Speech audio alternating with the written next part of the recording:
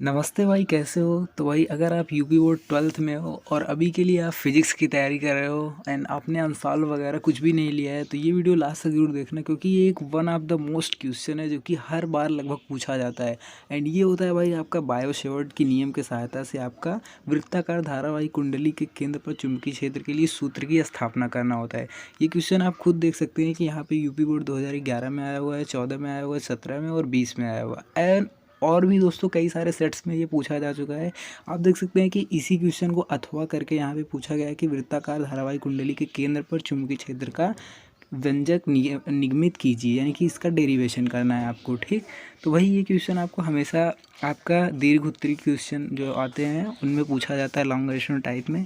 तो चलिए हम इस वीडियो को शुरू करते हैं। भाई वीडियो शुरू करने से पहले छोटी सी रिक्वेस्ट होती है, भाई अगर आप तैयारी कर रहे हो अच्छे मन से तो इस चैनल को ज़रूर सब्सक्राइब करना है। इस चैनल पे आपको हमेशा दोस्तों एक ट्रस्टेबल कंटेंट मिलता रहता है, जिससे आपको मैं पास होने की गारंटी लेता हूँ। ठीक, तो यहाँ पे भाई चलिए यहाँ पे हमारा ये क्वेश्चन हो गया एंड आपने देख भी लिया होगा शायद से। अब कॉपी और पेन जो है अपनी ले करके बैठ जाइए। चलिए हम यहाँ पे आपको स्टेप बाय स्टेप बताते हैं। तो यहाँ पे भाई हमारा जो प्रूफ होता है सबसे पहले शुरू होता है, हम यहाँ पे फर्स्ट वाला ये कर रहे हैं। पहले आपको बाय सेवर्ट नियम दोस्तों जानना होगा। ब्रीफ में आपके पास बुक है एंड आप इसके बारे में और भी डिटेल पढ़ सकते हैं, लेकिन हमें एग्ज़ाम के पॉइंट ऑफ व्यू से क्या लिखना है, हम आइए उसके बारे में यहाँ पे थोड़ा सा फोकस कर लेते हैं। तो भाई प्रूफ में अब हम क्या करेंगे, यहाँ पे हमें क्या करना है। ठीक, तो यहाँ पे भाई हमारा जो बायो सेवर्ट नियम होता है, ठीक, बायो सेवर्ट नियम दोस्तों हमेशा आपका यहाँ पे हमेशा वायर के लिए अप्लाई होता है। तो यहाँ पे किसी तार के लिए आपका क्या होता है, किसी तार के लिए दोस्तों जो यहाँ पे चुंबकीय क्षेत्र की वैल्यू होती है वो दोस्तों उसमें फ्लो हो रहे करंट के डायरेक्टली प्रोपोर्शनल होती है। ठीक, इसलिए यहाँ पे इसको इक्वेशन नंबर 1 बना दिया गया, इक्वेशन नंबर 1। ठीक, उसके बाद दोस्तों ये जो आपका चुंबकीय क्षेत्र होता है डेल्टा बी होता है, यहाँ पे डेल बी होता है, ये दोस्तों डेल्टा या साइन थीटा के भी डायरेक्टली प्रोपोर्शनल यानी कि अनुक्रमानुपाती होता है। ठीक, आप देख सकते हो यहाँ पे जैसा कि है। उसके बाद दोस्तों इसको हमने इक्वेशन नंबर यहाँ पे सेकंड मान दिया।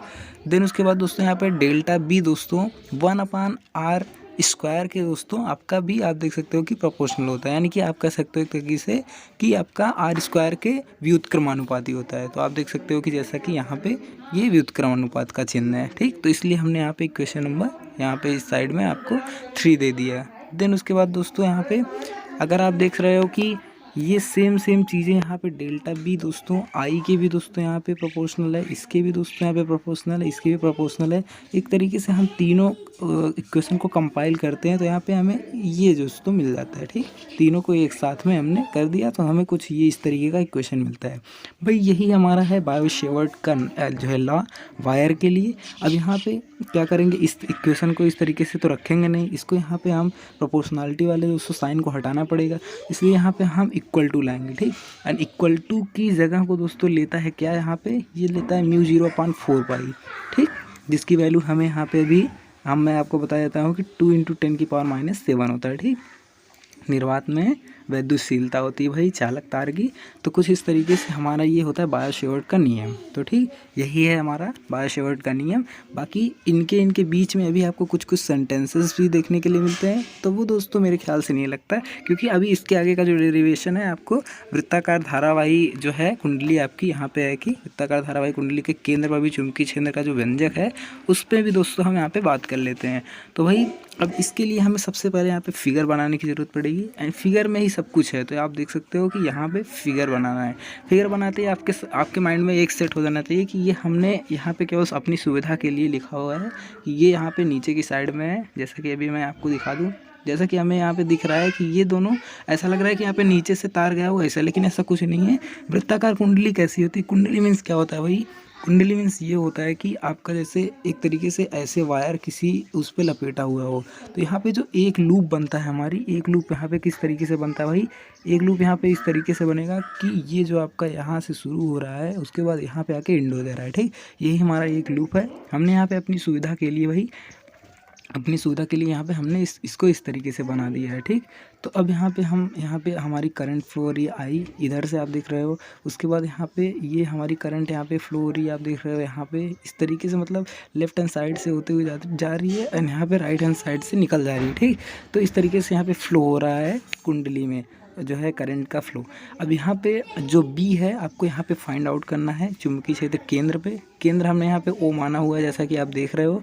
एंड यहाँ पे दोस्तों जो तार है और तार और केंद्र के बीच की दूरी हमने आर यहाँ पे एज्यूम करी हुई है। थीटा दोस्तों क्या है, थीटा हमारा जो स्पर्श रेखा है आप देख सकते हो, जो हमारा ये एक रेडियस है, यहाँ पे जो रेडियस हमने बनाया हुआ है ऑलरेडी। एंड ये जो स्पर्श रेखा है यानी टेंजेंट लाइन है, इस पे दोस्तों ये थीटा 90 डिग्री बना रहा है, तो यहाँ पे हमने इसको मेंशन कर रखा हुआ है। सो आई होप सो ये फिगर आपको समझ में आ गया होगा। अब यहाँ पे चलिए हम अपने इसको शुरू करते हैं इधर डेरिवेशन को। तो डेरिवेशन में क्या है भाई, हमको सबसे पहले यहाँ पे लिख लेना है कि यदि कुंडली में प्रवाहित धारा आई हो तो कुंडली में उत्पन्न चुंबकीय क्षेत्र बायो-सेवर्ट नियम के अनुसार, जैसा कि अभी हमने यहाँ पे पढ़ा हुआ है कि delta B equal to mu 0/4 into आपका ये होता है, ठीक, I delta L sine theta upon R square. तो इस तरीके से अभी हमने केंद्र के लिए क्या देखा कि यहाँ पे हमें साइन थीटा की वैल्यू हमें यहाँ पे 90 डिग्री जो है रखनी है। एंड यहाँ पे दोस्तों अभी आप क्या कहोगे, ये दोस्तों जो यहाँ पे समीशन का साइन लगा हुआ है इस तरीके से जो लिखा हुआ है डेल्टा एल, यहाँ पे 2πr मैंने क्यों लिखा है आप पूछोगे, तो दोस्तों चलिए आइए आपको बताता हूँ। तो यहाँ पे डेल्टा एल दोस्तों छोटी तार की जैसे अभी यहाँ पे एक तार हो गया, यहाँ पे एक छोटे छोटे पार्ट्स में हमने इस तार को दोस्तों डिवाइड कर दिया है, वो भी सेम उसमें। अब हमें यहाँ पे एक दोस्तों यहाँ पे इसकी डिस्टेंस पता है, ठीक। तो अभी मैं यहाँ पे सभी दोस्तों डेल्टा, जैसे अभी इसकी डिस्टेंस कितनी है, डेल्टा एल है, एज्यूम कर लो आप। उसके बाद अभी मैं समीशन ऑफ डेल्टा एल कर देता हूँ, यानी कि मैं सभी यहाँ पे डेल्टा एल को जोड़ देता हूँ जितने यहाँ पे डेल्टा एल है। तो क्या पता चल जाएगा आपको, यहाँ पे टोटल लेंथ पता चल जाएगी। अभी क्या होता है वृत्त के केस में, यानी कि ये अभी वृत्त ही बनाया हुआ है, ठीक, वृत्त बना हुआ है, यहाँ पे छोटी सी डिस्टेंस आपको डेल्टा एल पता है। अब समीशन करोगे तो ये टोटल आएगा, ये टोटल का मतलब वृत्त की परिधि आएगी, वृत्त की परिधि आपका 2πr होता है, ठीक। तो इस तरीके से हमें यहाँ पे डेल्टा एल की जगह पे 2πr रखना है, थीटा की जगह पे 90 डिग्री रखना है। आप यहाँ पे 2πr रखते हो, देखो यहाँ पे मैंने 2πr रखा हुआ है ऑलरेडी, यहाँ पे डेल्टा एल की जगह पे, थीटा की जगह पे आप देख सकते हो कि यहाँ पे 90 डिग्री रखा हुआ है। साइन 90 डिग्री का जैसा कि आपको पता है कि 1 होता है। यहाँ पे 2π से यहाँ पे दोस्तों आप देख सकते हैं कि 4π कैंसिल आउट हुआ, जिससे कि 2 बचा है। यहाँ पे फिर आप देख सकते हो कि साइन 90 डिग्री का यहाँ पे 1 होगा। आर से दोस्तों एक आर की पावर से एक आर की पावर कैंसिल हुआ, तो यहाँ पे कुछ इस तरीके से हमारा इक्वेशन बनता है mu 0/2 into I upon R. तो वही आप देख सकते हो कि हमारा यही इंपॉर्टेंट डेरिवेशन था 5 मार्क्स का। तो आई होप सो ये आपको आराम से समझ में आया होगा। बायो-सेवर्ट का नियम कुछ इस तरीके से था, उसके बाद हमारा यहाँ पे डेरिवेशन इस तरीके से छोटा सा बिल्कुल।